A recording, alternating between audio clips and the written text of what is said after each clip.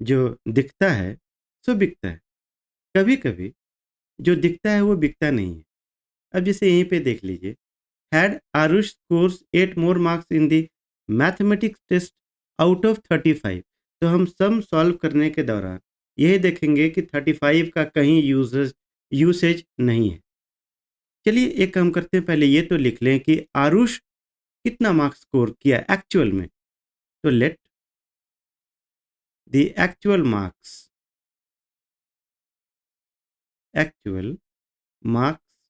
B x. ये actual marks score by Aarush है। कह रहा है कि had Aarush scores 8 more marks. ठीक है, हैड हम भी वही लिखेंगे, had the marks been x plus 8, क्योंकि x हमारा एक्चुअल मार्क्स था। कह रहा है अब इस केस में 7 times these marks would have been 4 less than square of his actual marks.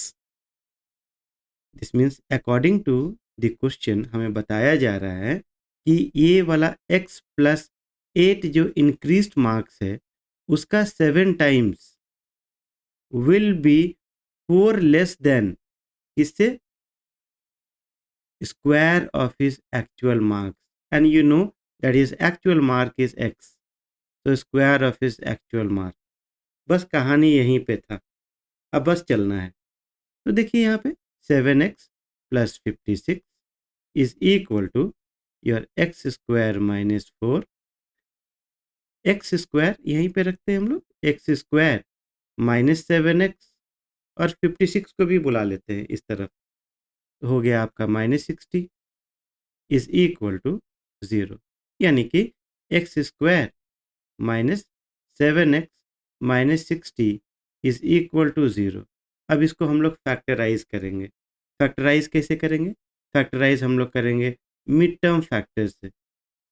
Mid term factor से हम लोग फैक्टराइज करेंगे, और आप लोग अच्छी तरह जानते हैं कि मिड टर्म फैक्टर से कैसे सॉल्व होता है।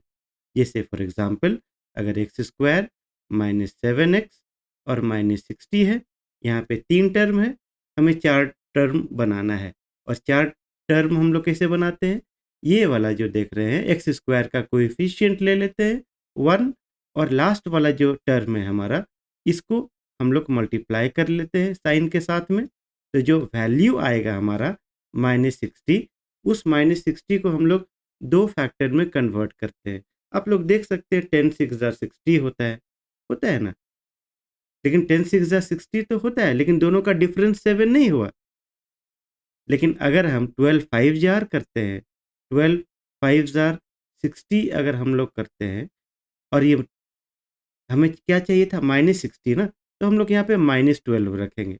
Minus 12 into 5 equal to minus 60, और 12 प्लस 5 को जोड़ने पर 12 और माइनस 12 और प्लस 5 को अगर हम जोड़ते हैं तो you will get minus 7।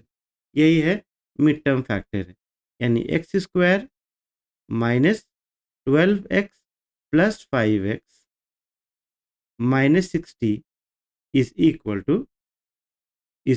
To 0।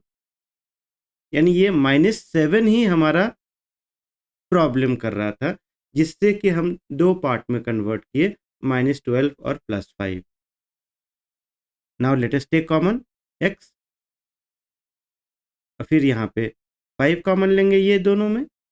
x minus 12 will be equal to 0, यानी x माइनस 12 और फिर x plus 5 will be equal to 0।